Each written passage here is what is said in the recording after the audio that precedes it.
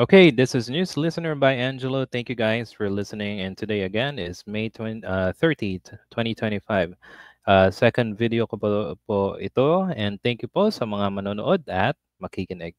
Okay, so pag-usapan naman natin yung sinabi ni Sal Panelo, okay, sa mga DDS, okay, and educated voters and why BAM and Kiko won, okay? So pumunta ako kay Sir Chris Tan, okay? And syempre, isa siya sa mga pinapanood ko in terms of politics, okay? So hiram tayo ng few minutes galing sa kanyang video, okay? So panoorin natin kasi napaka gandang interview to, tapos yung information na mapupulot natin sa kanya about DDS and how they vote, okay? So let's take a look sa video ni Sir Chris Tan.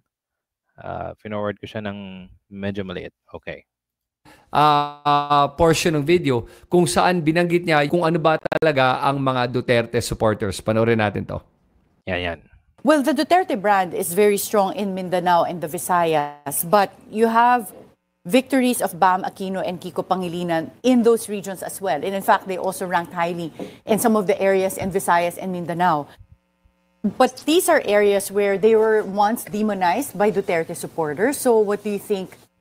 Okay, so natatandaan nyo, yes, grabe yung pag-demonize ng mga DDS sa mga Liberal Party, katulad ni na Kiko at BAM, di ba? Halos na lahat ng miyembro, kung nakikita nyo sa social media, ang daming mga edited videos or pictures, tapos fake news, ang dami. And most of those fake news galing sa mga DDS. So, okay, so let's listen more. Counted for those victories? Yung pa rin, kasi the Gen Z and the millennials constitute 56%. Okay, around 56%, okay? Millennials at Gen Zs. Of the voting population. Napakalaki nun. More than half yun eh. Plus, at the same time, alam mo, yung Duterte country, talagang maraming blindly. Right? Okay. Galing pa yan sa isang Duterte, mga talking heads ng mga Duterte. Okay? So, imagine that. Galing sa kanya. Uneducated. Okay? Sorry to say, talagang bumoto doon sa 10. Kaya ang taas nila doon sa mga okay. blindly. I'm sorry okay, blindly. Okay. to say, talagang bumoto doon sa 10. Kaya ang taas nila doon Duterte, okay? sa mga Duterte country. Pero pagdating doon sa Duterte country, which is yung Mindanao, okay? iba, na maraming mga grupo ng mga bata na edukado, hindi edukadong bata. Okay? nakapasa yung marami sa kanila. Dun sa among the Duterte. Yun. Pumasa sa kanila yung mga bata, which Kiko and Bam.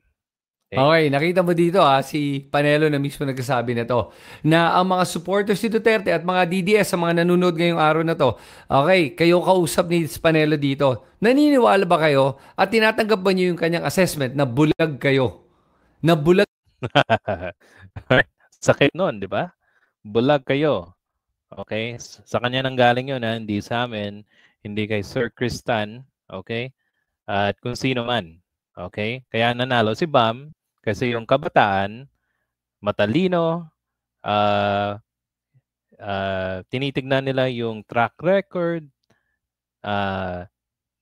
tinitignan nila yung nagawa nila dati, di ba? So, marunong sila pumili ng kandidato.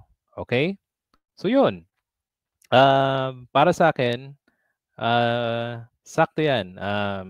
That's very good. Kaya nanalo yung mga liberal or mga opposition kagaya nila Sir Kiko tsaka ni Sir Bam.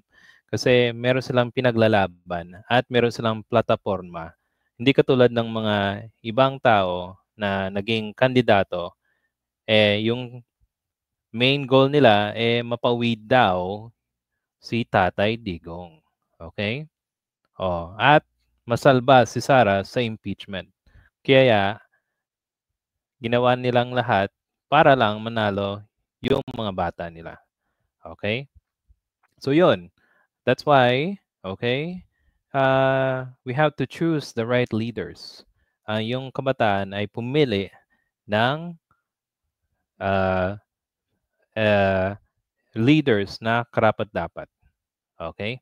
Hindi pa naman huli yung mga DDS eh. Kasi meron pa rin silang chance para mabago yung kanilang pananaw sa nangyayari sa bansa. Okay? So, hindi naman dapat natin i-close yung doors para sila ay magbago. Okay? So guys, thank you for listening. And thank you. And if you like this, please like, comment, and subscribe to this channel. Okay? So I'll see you in the next video. Bye. Thank you.